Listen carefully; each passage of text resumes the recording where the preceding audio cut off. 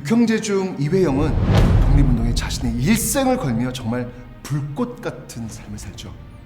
한번 그의 삶을 따라가 보겠습니다.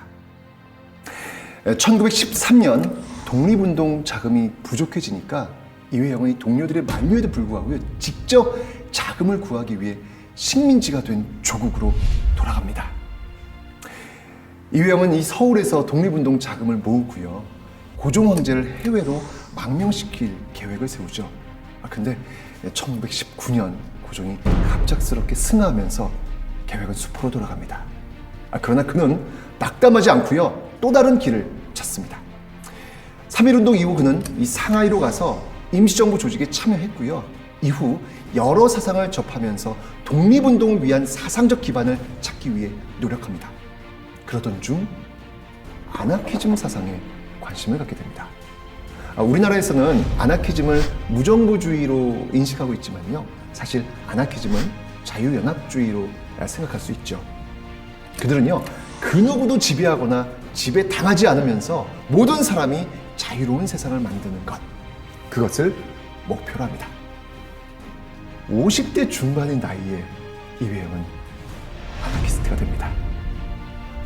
아나키스트 이회영.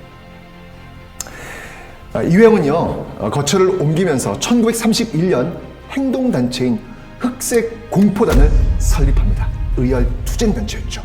이들은요, 주중 일본 공사 암살 미수 사건, 샤먼 일본 영사관 폭탄 투척의거, 텐진 일본 영사관 텐진 일청기선 폭탄 투척의거, 이와 같은 일제에 큰 타격을 입히는 의열 투쟁을 벌입니다. 여러분들 그 1932년 그 중국 흥꺼공원에서 윤봉길 의사의 의거 알고 계시죠? 근데 그거 아세요?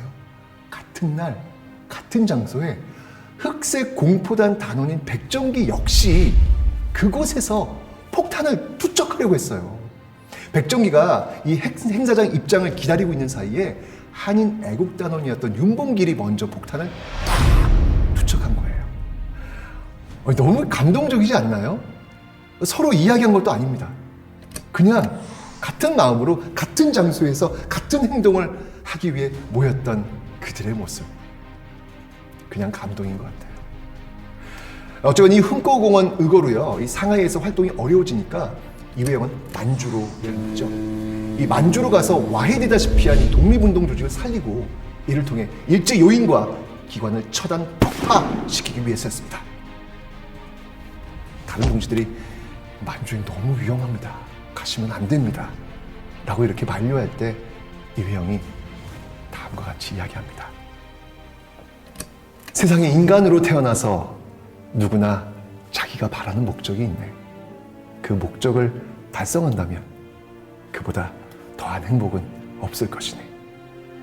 그리고 그 목적을 달성하기 위해서 그 자리에 죽는다 하더라도 이 또한 행복 아니겠는가. 이회영이 홀로 배를 타고 상하이를 떠나 대련에 상륙했을 때 그는 결국 체포되었고 혹독한 고문으로 순국합니다. 이회영, 한 번의 인생 어떻게 살 것인가, 그 질문에 그는 그의 일생으로 답을 할 것입니다. 육형제 2세들도 아버지들의 뜻을 이어 독립운동에 헌신해요. 정말 대단한 집안이에요. 이석영의 아들 이규준과요, 이회영의 아들 이규학은요, 1925년 북경에서 다물단이라는 조직을 만듭니다. 이 다물단은요, 일제의 앞잡이 밀정을 죽이기 위해서 조직된 단체입니다. 이 다물단은 김달하라는 인물을 처단하죠. 근데 김달하는요, 안창호와 함께 애국개몽 운동했던 사람이고요, 중국 총리 비서까지 지낸 인물입니다. 근데 왜 그런 김달하를 처단했죠?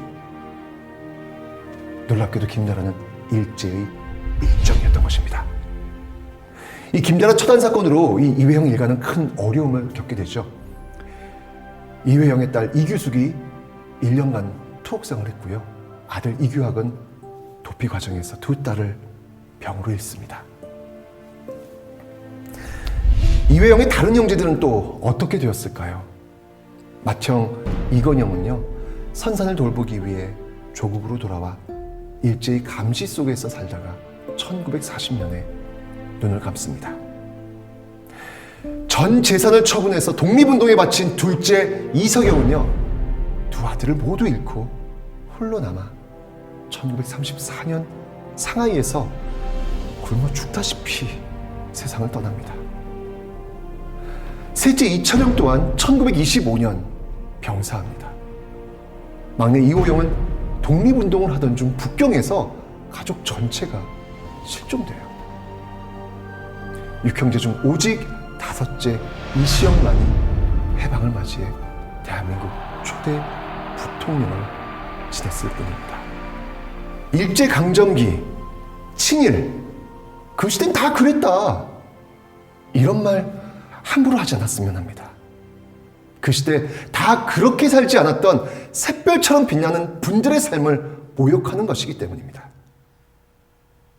폭력과 야만의 시대에 살아야만 했던 그들은 늘 스스로에게 묻고 또 물었습니다. 한 번의 인생 어떻게 살 것인가?